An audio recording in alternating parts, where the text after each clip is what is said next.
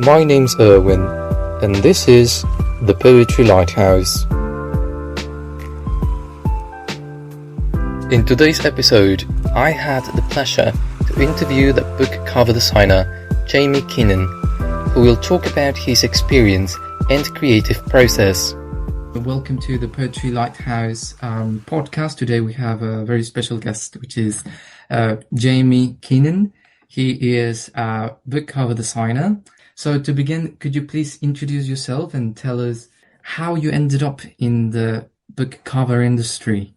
Yeah, of course. Yeah. Hi, my name's Jamie Keenan. Thanks for having me along. I took a bit of a kind of sort of circuitous route to get there. So I started out working for the BBC and I was doing graphics for news and current affairs, which was kind of TV graphics. And I realized that all the time I'd been at college, I'd been working with bits of paper, tearing things and gluing them together and making a mess. And suddenly I was working on TV graphics where everything was stuck behind a piece of glass on a monitor. And it stayed like that. You never got to feel it or touch it or you never got anything printed. And I realized that I really missed it. So I only lasted 10 months there. I hated it. I walked out without another job to go to. And eventually I started working for a tiny graphics company that did lots of things for contemporary dance and theatre and that sort of thing. And I was much happier there. It was really badly paid, but we were allowed to kind of get away with things and do interesting things. And eventually I asked my boss if I could start taking the work out to show the people. And just by accident, I got a few book covers and I just quickly realized that that's what I should be doing. It was like I suddenly, after kind of working for 4 or 5 years, I suddenly discovered that's what I was kind of suited to. Book covers are weird. They're kind of small and they're pretty much the same problem again and again and again. You've got this similar kind of area and you've got the same 4 or 5 elements. You've got an image generally, the author, the title, and maybe another line or two, and that's it. But from those 3 or 4 or 5 elements, there's like a kind of infinite number of possibilities. You never kind of sort of think, oh, well, I've done that now. It just sort of goes on and on and on. And every time you can think of something new to do. And I just realized that that's what I was almost like, kind of like, meant to be doing. And it went from doing like a few a year as a kind of outside designer and still doing lots of other things to suddenly being sort of sucked into publishing. And I've been there ever since, which is like kind of 30 years or something. So yeah, I think I'm kind of stuck in publishing, but I feel like there are worse places to be stuck. I'm happy there. So that's how I got into book cover design and, and that's been me ever since really. That's pretty nice. It's quite a good background. You have quite a lot of experience with it. That's really amazing. It is. I do a little bit of teaching. I always say to people, even if you find yourself in the wrong place, it's good because you can at least say, I've tried that and it's not right for me. I know what I don't want to do. And then until you find out what you do want to do. Yeah.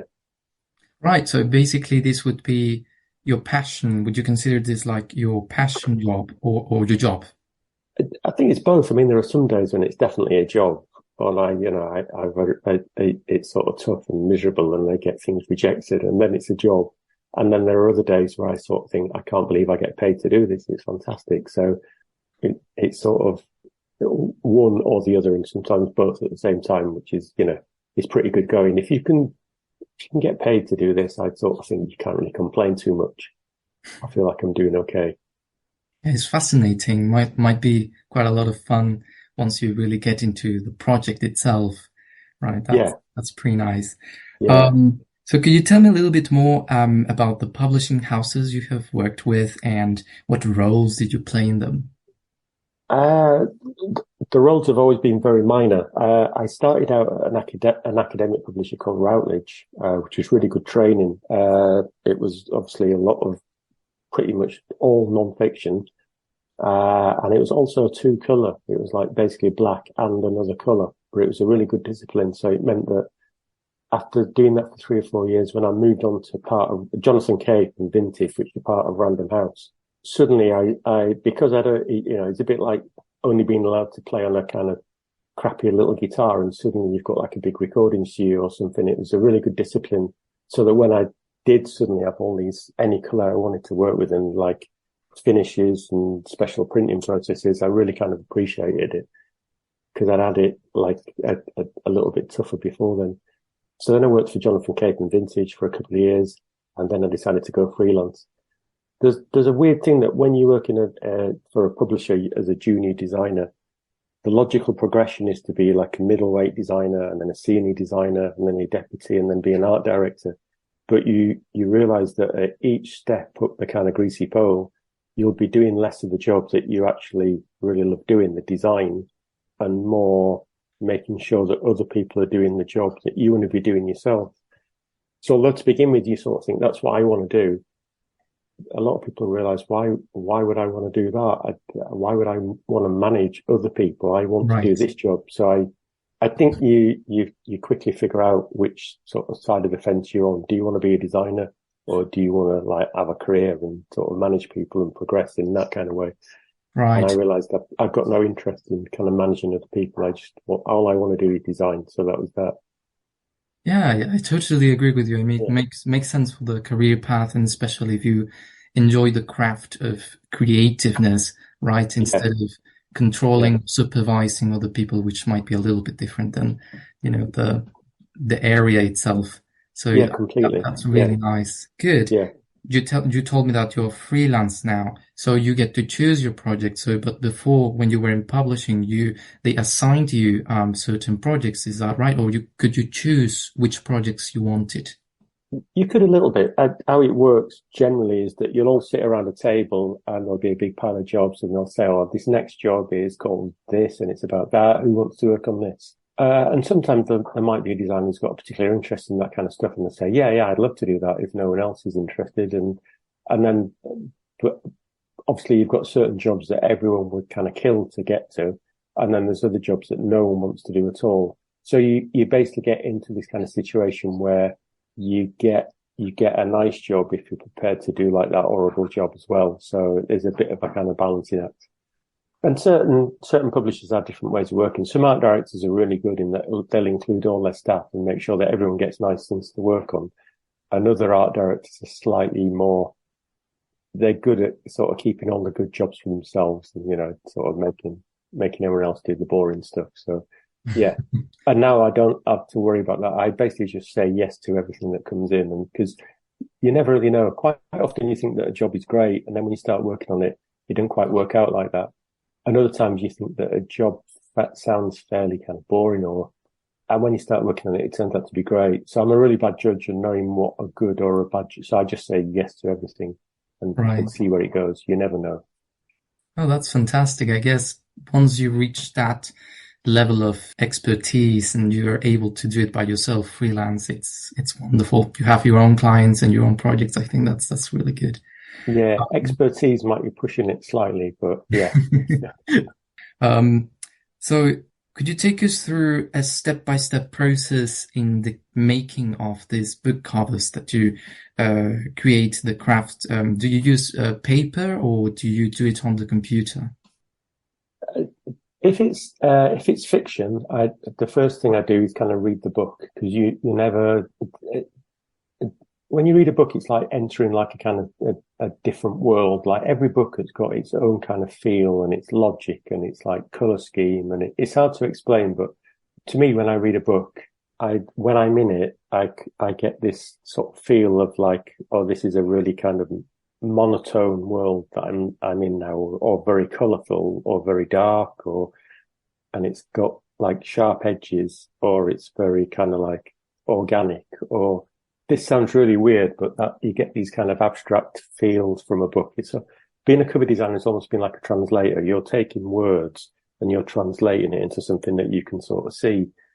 So when I read a book, I get this kind of it's really hard to explain. It's almost sort of like subconscious, but you get this kind of feel for the kind of what that book would be if it was like a kind of shape or a color or a noise or something. I imagine like creating soundtracks for a film must be the same kind of thing. From that film, you get an idea of what instruments it should be and what kind of pace the music should have and things like that.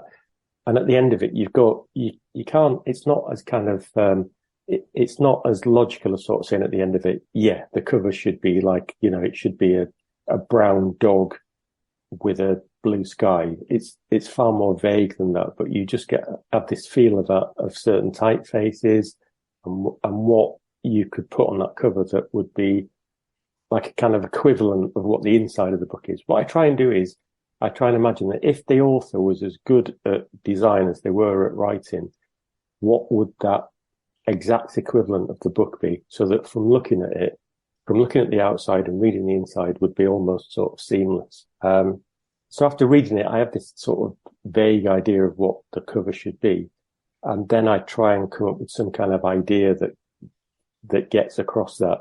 And that can be lots of things. That's what I really like about cover design. You can almost treat it as like a branding thing. You see a lot of branding in cover design now, so that an author's kind of like got almost like a kind of corporate identity.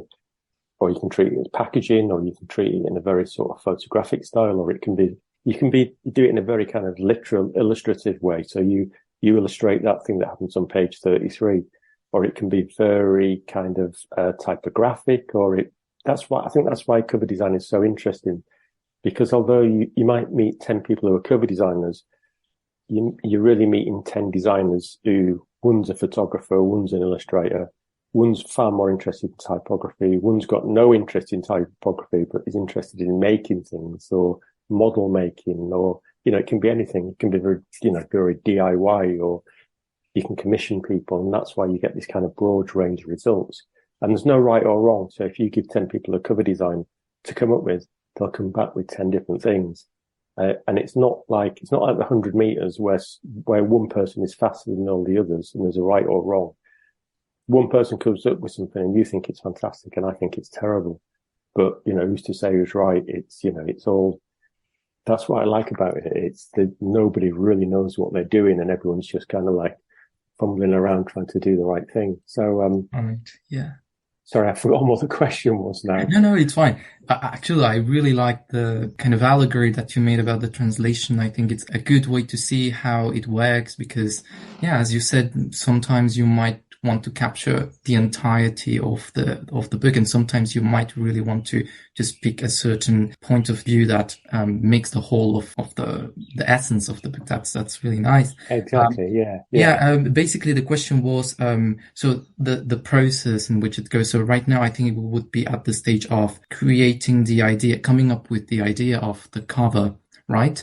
So once you have this idea of approximately what you want to do with it, how do you transform that into the actual cover?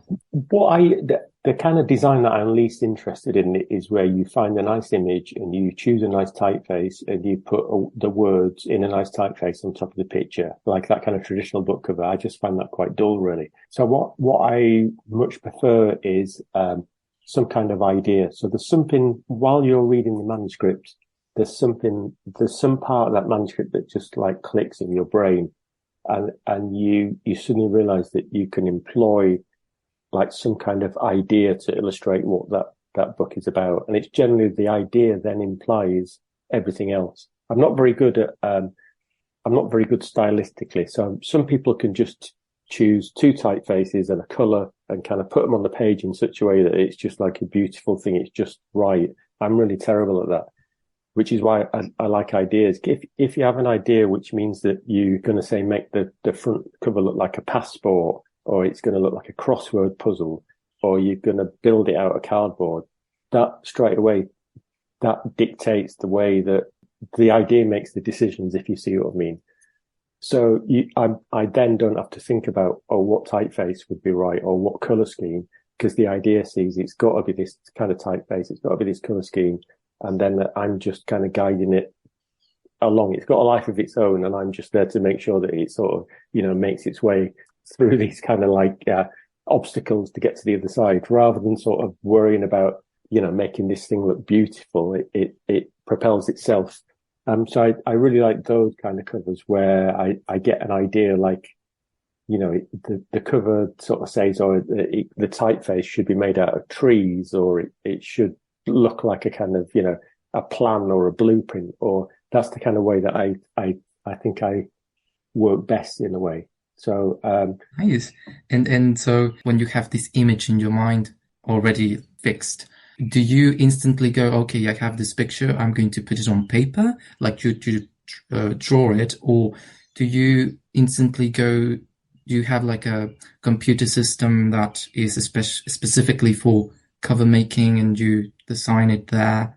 I generally do quite often as I'm reading a manuscript, which generally takes like, 3, 4, 5 hours, depending on the length. I'm quite a quick reader, but even so, you're still talking about at least 2 or 3 or 4 hours. I'm generally doing scribbles as I'm going along. So I to begin with, quite early in the book, I might get an idea and then do a little scribble and see how that will kind of work and carry on reading it. I like kind of like getting an idea and throwing it into the back of your head as well and leaving it there for a couple of days. Yeah, I've forgotten about it.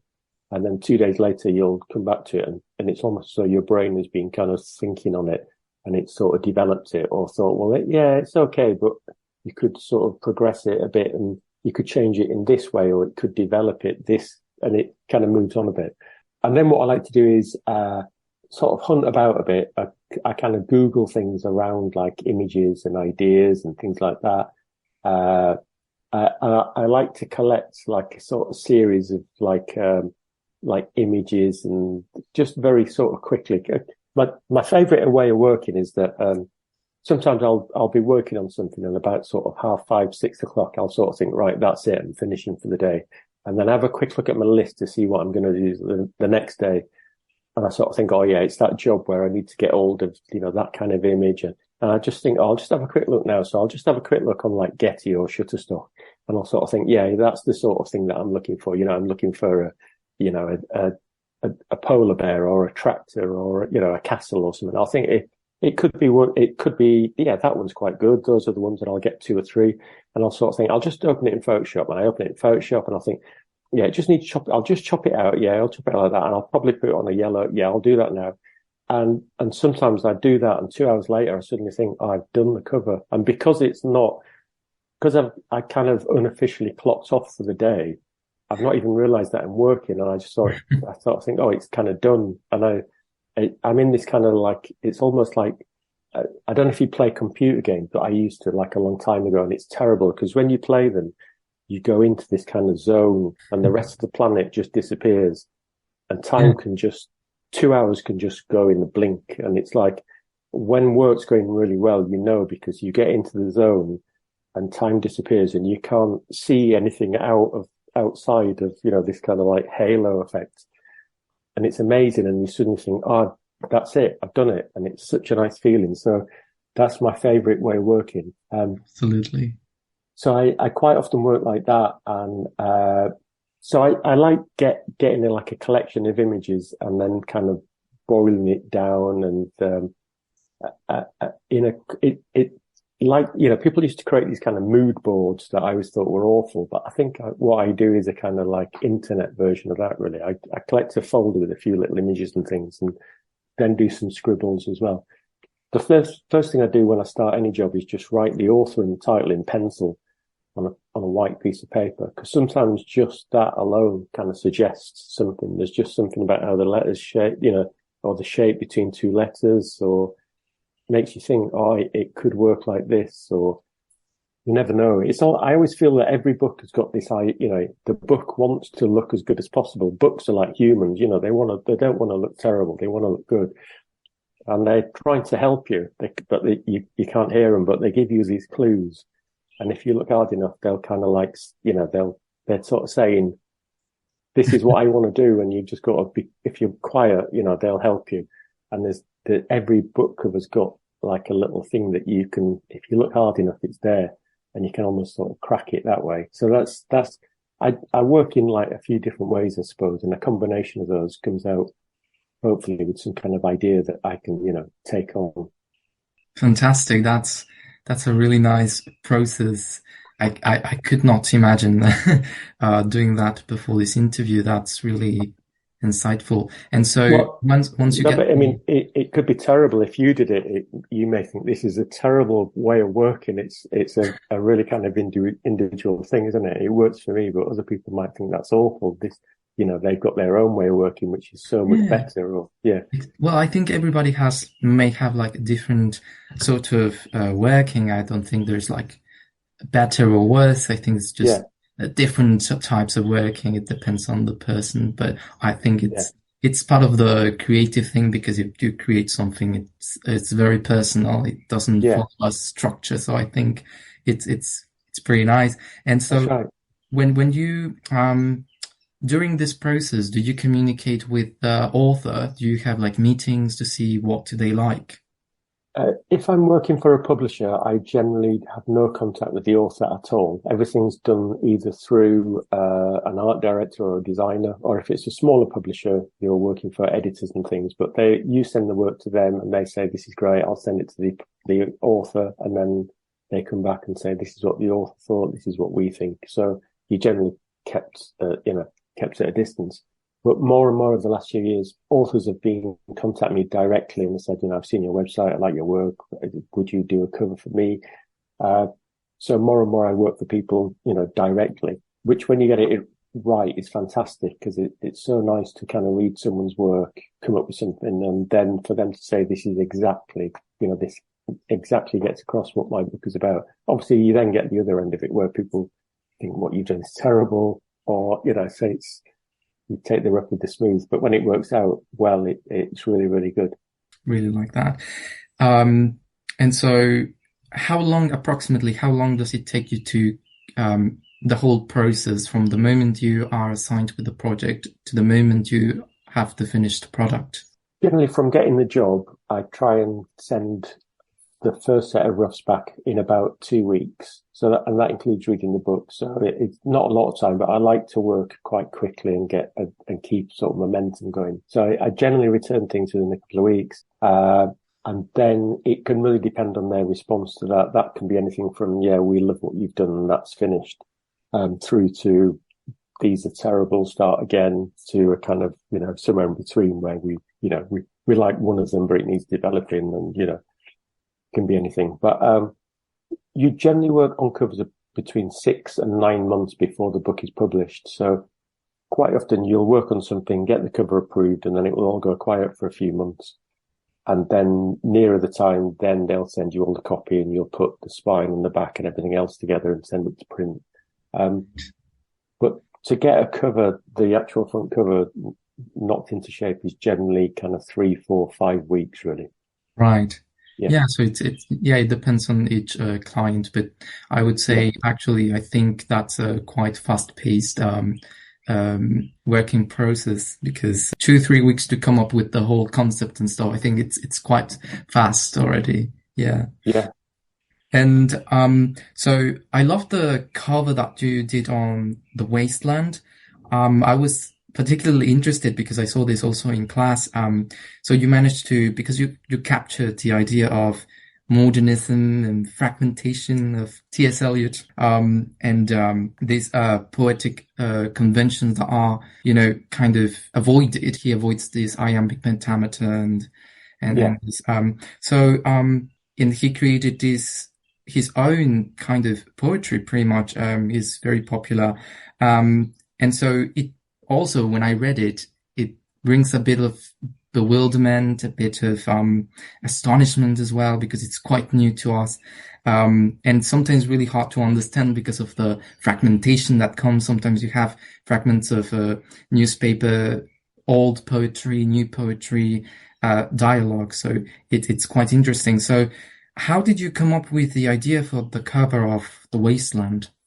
The way that came about is quite often I get asked to come up with a cover, and I'll be given a brief which would be quite kind of prescriptive or quite detailed, like, "We want this." And the way that started was that I was given a postcard of a painting. It's I can send it to you afterwards if you like. It's quite a famous painting it's called Dazzle Ship in Dock or something. It's I don't know if you know the kind of like really strange geometric camouflage that I think started in Britain in the kind of like 1930s, 40s, I think. It's very kind of geometric, and it's meant to, confuse U-boats so they can't see where a ship ends or starts and things like that. And they wanted quite a kind of, quite a regular cover, really. They wanted to kind of use the painting with just some nice formal type above it. And what I quite often do is when I'm asked to do a job, and I'm given like instructions to, we want this image and we want this. I do that, but I also do what I then feel I would do if I was given like free rein. So I do it in two parts really. I do what they ask for, and I also say, and this is what I do if you just give me the job. What I kind of did is a kind of mixture of it is a typographic cover, but done almost as though it's gone through this kind of dazzleship filter or something. And it's doing a lot of that gestalt thing of like positive, negative, so that, a letter's green, but it's suddenly forming like the inverse of the letter next to it and things like that. And you have to do a little bit of work. I do like design where the viewers asked to do a little bit of work themselves. It's an old kind of advertising trick, so that you have to figure things out a bit yourself and you become part of the process. So much design is very interactive now, obviously, like and the internet and technology and things. And print is obviously not interactive because it's dead. It's fixed. It's static. It can't kind of move or ask you, what your name is or where you live, like, a website can.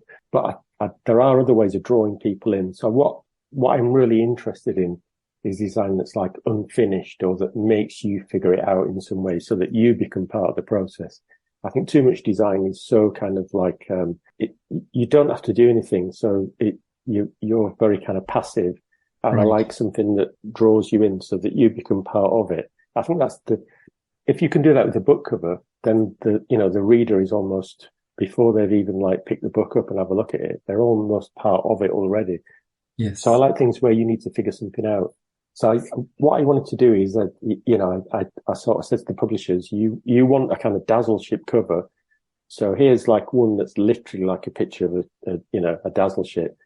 And here's one that incorporates those ideas of that kind of geometric camouflage, but is more like customized to this book really. And obviously again, I'd looked at loads of modernist kind of paintings and things that all had that kind of angular kind of feel to them, and those color schemes and things like that. So it's like almost without knowing it, you're kind of mixing kind of 6 or 7 ideas to try and get across what that book's about really. And as you say, it's great that you said that as you were reading the poetry, all of those ideas kind of mirror what the cover's about. I've got this other thing that I don't just want to cover something. There's something that kind of attracts your attention in the bookshop and then you can almost throw it away. My kind of aim is that as you're reading the book, you refer to the cover as you're reading it, and it's part of the process, and it's not just something before you read it. It's something that you can look at while you're reading the book, and maybe it only makes sense when you've finished the book, and then you can think, oh yeah, right, now I understand why the cover looks like that. I can totally see, right now I'm looking at the picture of the cover, and it absolutely, like the first time I saw it, it's quite perplexing because it's got some things that join all the parts of the book, like the letters kind of combine in colors. It's quite interesting the way it works and how it makes up the entire page, but you really have to figure out how to read it and how it's linked one word with the other. I think that's quite clever. It's kind of ramshackle as well, isn't it? And a bit messy, and I quite like that about it, really. Yeah. Yeah, I think it really definitely tells you that this is not like the old poets, because otherwise you would have a picture of the poet or a painting or something like that. Exactly, which is exactly, and that's precisely why I wanted to avoid that kind of like painting, nice typeface, all centered. This is poetry, because that's not really what that book is about. So exactly. Yeah. And I also liked another cover that you did on Franz Kafka's Metamorphosis, and which I found on your website, and I'm very fascinated by your creativity in this, the image that you provide on this cover. Could you tell us about the making of this cover? Like how you came up with this idea of putting, displaying this sort of the shape of the beetle, which is the main, let's say, image in this novel. Short story, we would say. And, how did you come up with it? I got a phone call one afternoon, and the art director sort of said, oh, I've got a job that I think you'd really like to do. And I said, oh, what's that? He said, oh, it's Metamorphosis, Franz Kafka. I said, oh yeah, I'd love to do it. And then while he was talking, he sort of said, oh, I need to see someone in 2 weeks. This is the format. you could do something like this or that. Suddenly in my mind, I just got this idea that I'd just like to do it as what I call a kind of type of as image cover. So I'd like to basically make a beetle but out of typography. So it's, rather than it being an image and some type, it's one kind of like combined thing. And before he'd even put the phone down, I kind of knew roughly what I wanted to do. And then my first thing was to look for a kind of typeface, and I found one that had this kind of fiddly kind of insect feel to it. And then I found an image of a beetle, which I could sort of fuse on the end and stick some legs on it. And it all came together really quickly. I think I did it in about, within 24 hours, it was all done and dusted. Really. And as I was saying before, about covers like, helping you sort of make it work. If you look at the cover of that, you've got an M, a T, a an O, an H, and an S. Is that right? So you've got this spine. You've got this spine of letters. Yeah. Then E, A. So it goes from one word to two words to three words. So in total, it makes up the shape of it. It's quite creative. But just through look, if you look at the letters that go down the middle, they're all symmetrical. So they form like this spine. And even at the end, you've got these two S's that form like the curve at the back of the beetle. So it all everything just sort of fell into place. Right. And it feels like if you try hard enough, these things kind of like work out for you. And it all that was one of those ones that I knew instantly what I wanted to do. It all came together. I sent it over very quickly, and very quickly they came back and said, yeah, this is great. So, that was a really nice job to work on.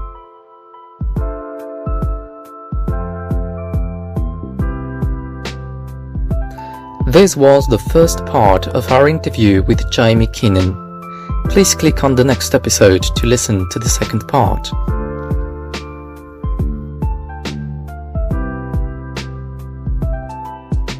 Thank you for listening to the Poetry Lighthouse. If you liked this episode, don't forget to share and subscribe to our podcast. You can also visit our website, thepoetrylighthouse.com, where you can read and submit your works of poetry and short stories. You can also follow us on YouTube, Facebook, and Instagram to keep updated. This is the end of the episode.